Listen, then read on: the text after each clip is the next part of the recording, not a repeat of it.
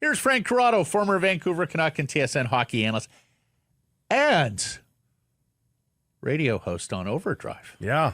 On TSN. How are you? Well, now summer duty. Summer. Little spot duty in the summer, you know? Yeah. It's all good. It's nice. Nice to get behind the mic. I like it because you don't have to wear a suit. You can wear something that's just like this, basically. Go on the air, talk a little bit. You're not restricted to your 45 seconds. I like hearing Frank Corrado baseball insider. I like hearing Frank Corrado Raptors insider. I love to hear the insight. Yeah. Well, now we're getting into NFL stuff. So, and NFL's, I find NFL is so great to talk about.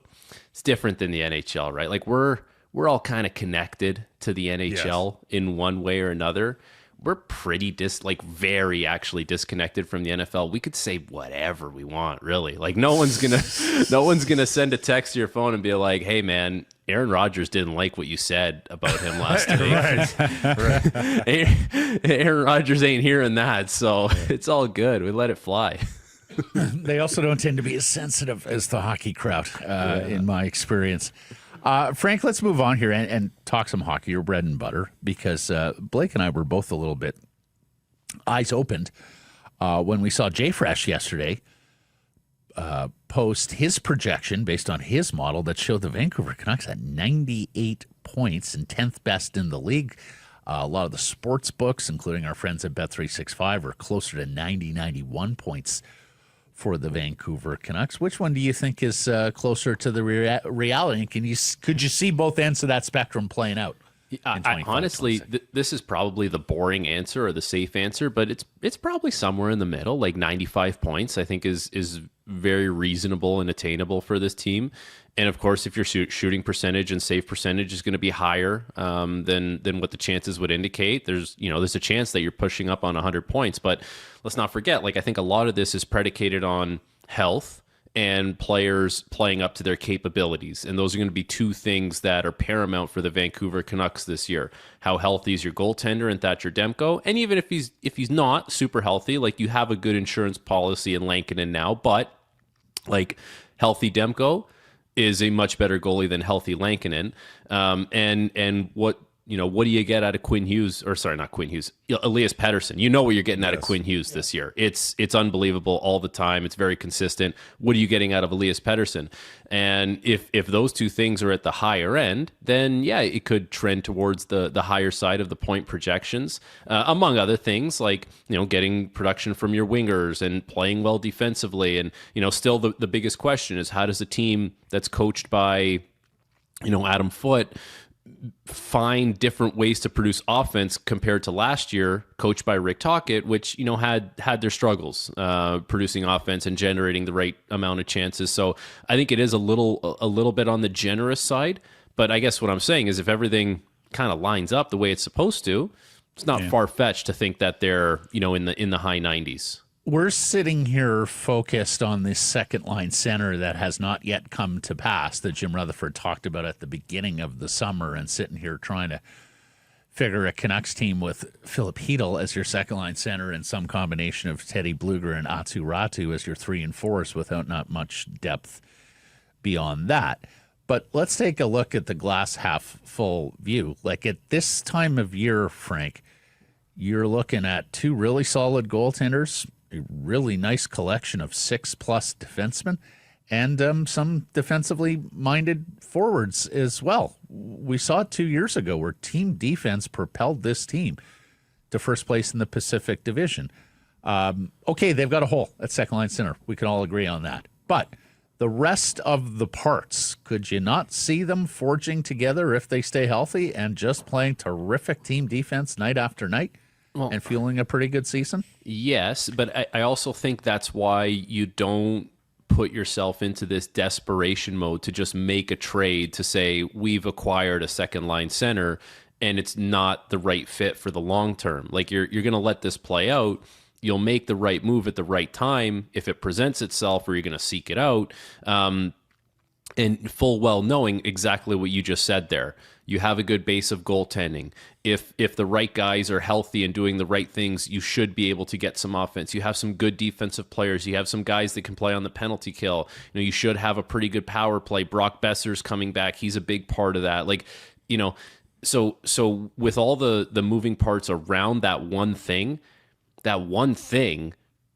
first of all, isn't that bad that it's going to sink your lineup. Like I'm sorry, there you could do worse than having Philip Hedl as a second line center, and just knowing that there's enough help around that it can kind of bridge the gap to when the right player becomes available and you can pull the trigger on it, and you might be in a position of strength to do something like that based on who you have coming up your system, especially on the back end, to entice someone to move a young forward that could project to be a second line guy. It's just it didn't make sense to just say we're going to address it now, and now we're going into the season in our minds with no weaknesses or downfalls or spots or anything in our lineup. It just wasn't the case. So I think they're fine. Is it perfect? No, but how many teams are perfect right now in the NHL? Like the Edmonton Oilers aren't perfect. They still have Stuart Skinner and Calvin Pickard coming back in net, and they were 2 wins away from a Stanley Cup, and they were a 1 win away the previous year. So I guess what I'm saying is, if the quote-unquote second best team in the NHL is not perfect, there's a lot of teams that are going into this season saying we just don't have the perfect roster. We're going to have to make do with what we have. I've been wondering if the Canucks, though, might still have one of the biggest windows of points for this upcoming season, because I don't know that many in the EA Sports stuff that we were talking about earlier back this up. I mean, 2 of the top 3 EA rated players on this team have massive question marks about it. Quinn Hughes is Quinn Hughes. We're pretty confident in him, as we talked about. But Demko and Pettersson are the next 2 guys on the EA list on the Vancouver Canucks. And there are massive questions about what they will give to the Vancouver Canucks. And if they perform like they have performed, like their vintage style, I think this team could be a 100-point team. But if they are the injury-riddled and questionable players of the last 12 months, I could see this team getting 86 points. Yeah. So I don't know that many other teams can realistically be talked about in a 15-point window, but I think the Canucks are one of them. I think any team that's like this, call it a bubble team, and I guess that's what the Canucks are. Like they are a bubble team. It's a big bubble. They're not guaranteed to make the playoffs, but if I was looking at a bubble team in the East, is it Montreal or potentially, I don't know if the Rangers are still a bubble team based on what they did last year, but they were terrible last year. Buffalo probably Detroit, is a bubble team. Yeah. I think Ottawa is kind of over that hurdle at this point. But I guess, if you kind of compare and contrast side to side, it's probably not that much different than what would be going on the other side of the aisle.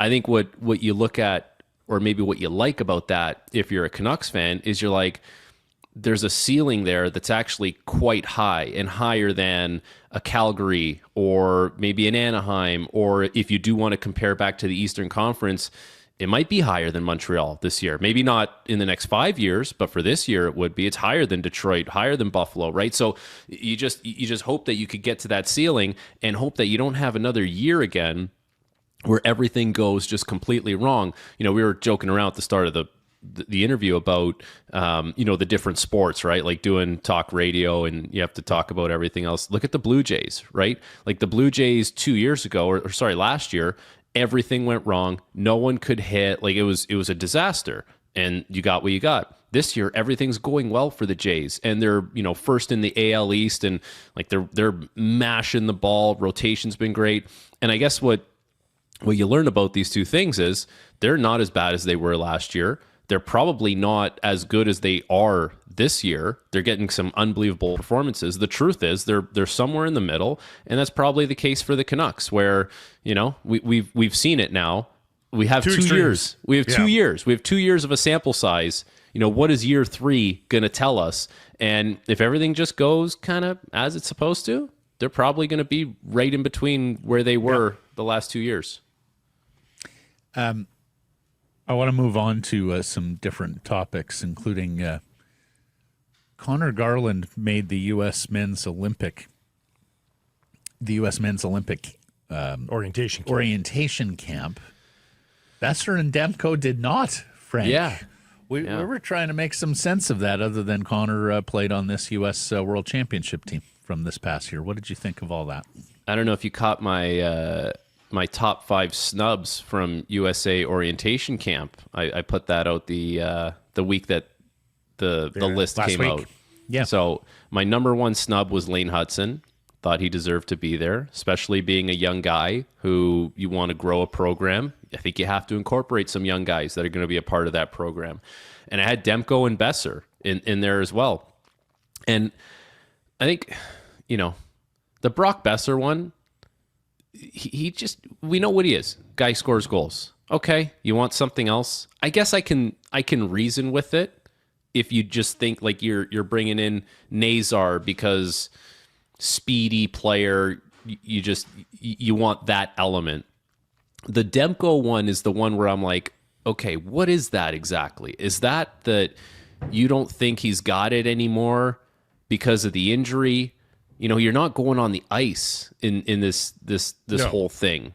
So why wouldn't you just have him there? He's a top 4 goalie in the United States. And I would also say this, like, if I was Team USA and all 4 of my goalies, and I'm including Demko in that, so we're talking Swayman, Hellebuck, Demko, and who's the other guy that I'm missing? The 4th guy, Ottinger. I'm saying Decord's out and Ottinger's in. Sorry, yeah. So Ottinger. those are my 4 guys. If they're all healthy and they're all playing their best, and I need one guy to be lights out and win me a game, I kind of think Demko's my guy. And I'm not just like pandering to like Canucks fans or you guys. Like, I've seen that guy win games where the team in front of him has no business winning a game. Like, he can turn the lights out.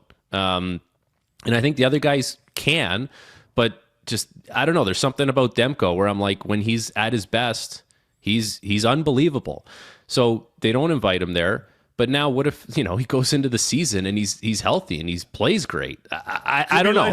Why wouldn't you just have him there? He's not. You're not on the ice. Exactly, and it's a great shout, Frank, because Thatcher Demko has played in front or behind some porous Canucks teams and has shut the door. Whereas He's dragged Hellebuck, crappier Ottinger, teams. Swayman, for the most part, have played in front of better groups and better defensive groups over their career. So no, I think you're onto something there.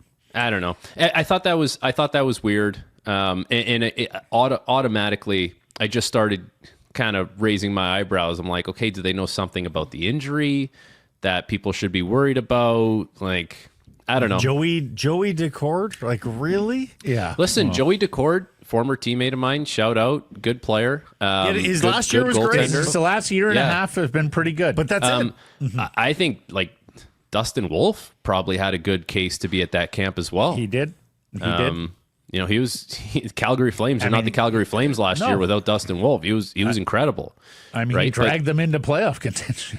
Yeah. And so the thing that I think is kind of silly with how they want to, if they want to talk about the men's worlds, right? Men's world's a great tournament.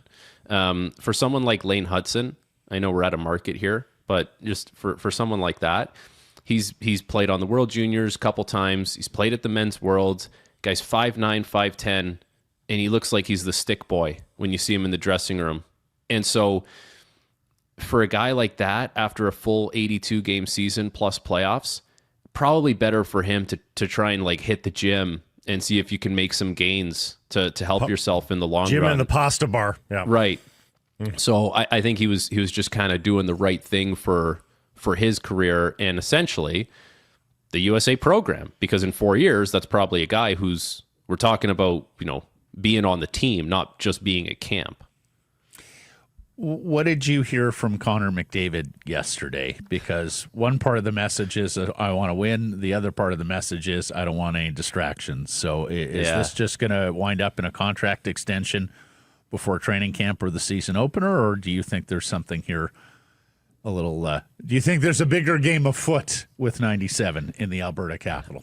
I think the game has already been played based on what he said. He made it very clear that it's about winning. No one can ever misconstrue that for didn't want to play in Edmonton and just had enough of being an Oiler and pressure of Canadian market. None of that can be brought into it. It is if the door ever swung open for him and he left. I'm not saying it's going to be this time around, but after this next deal, because I think there's going to be, a 3-4 year deal here that extends him and is going to give him well over a decade of time playing for the Edmonton Oilers. But if the door swings open, it'll be because didn't feel like this was the best place to win. And you'll never be able to say that Connor McDavid shortchanged you, because this is a guy who leads the playoffs in scoring, even if he gets eliminated, in the second round. He'll have held up his end of the bargain basically no matter what. But if you kind of look at teams around the league, teams have had their runs, right? Like Tampa Bay had their runs where you're like, that team's going to win the cup for sure. And now I think we've done that with Florida. And we did it with Pittsburgh. And I don't know, can you honestly say that like there's a team out there other than Florida that you're like, that team is going to win the Stanley Cup this year or next year? And so with that being said, like Edmonton gives him a good chance to win right now. And I think they're going to recognize that they need to put younger pieces in place to make sure that it's sustainable for the future, because guys are going to age out and production's going to drop and you have to have that next crop of guys. But all I heard from Connor McDavid is that it's about winning and show me that you're doing your part and I'll continue to hold up my end of the bargain. And if we both do that, then, we should be okay. But I don't expect him to lock into like an 8-year deal now. I think you do something 3 or 4 years, and that'll, like, no one will ever say that Connor McDavid didn't give it a serious run here in Edmonton. If he gives you 12 or 13 years in Edmonton, I mean, obviously home fans are going to gripe if he leaves after that. But like, you look at Sidney Crosby right now as an outsider. Penguins fans will disagree, but there's 31 other markets that are looking at the career of Sidney Crosby. And I don't give Crosby extra marks for staying in Pittsburgh. In fact, almost the opposite. I question why he doesn't want to go and win another Stanley Cup somewhere else, because he's not going to win one with the Penguins anymore. Yeah. Like it's not going to happen. And you wonder why hockey's sort of the last bastion of this. Of I've got to stay with my team. No other sport acts like that anymore here, Frank. Yeah, I don't know. It's weird. The Crosby thing, I think there's a legacy thing there, right? With him and Mario and Pittsburgh. And I kind of wondered, and I don't think they're going to be bad enough this year, but if you ever going to time like the draft, this would have been the year to time it to be horrible because of Gavin McKenna. And it could have been like, you had Mario mentor Sid mentors McKenna, play a couple more years, and you leave it kind of on the up and up, where I think their hesitancy to really kind of strip it down, and you can't guarantee that you're going to get the first overall pick for sure. Like, it's too hard to play that game, but I don't even think you're like, I don't know if they're going to be in that mix. I think there's going to be teams that are much worse than them, but Crosby's won before. And now, he gets to play the Olympics. He played the Four Nations last year. I don't know. Maybe it's just one of those things where it's like I'm just here, and like talking about a guy that wears the same cup and jock he's been wearing since he was like 16. Maybe some guys just don't like change. I mean, I know they had 3 first-round picks this year, which is great in terms of a pseudo rebuild. They haven't had a top 10 pick though, guys, since Derek Pouliot in 2012. I know. But I will say this: I'm not sure that Sidney Crosby story is over yet. Still holding out hope. I can still see him in a Habs sweater. I can still see him in an Avalanche sweater, and there's still an itty bitty piece of me that could see him in a Canucks sweater. Yeah. I think that. I agree with you on the Habs sweater. I think that's, if it were to ever happen, that's the one that's the most likely. Buddy, fantastic stuff. Thank you for your help here this week. Hockey season around the corner. Looking forward to catching up weekly. All right, with boys. Frank Corrado. Have a good one.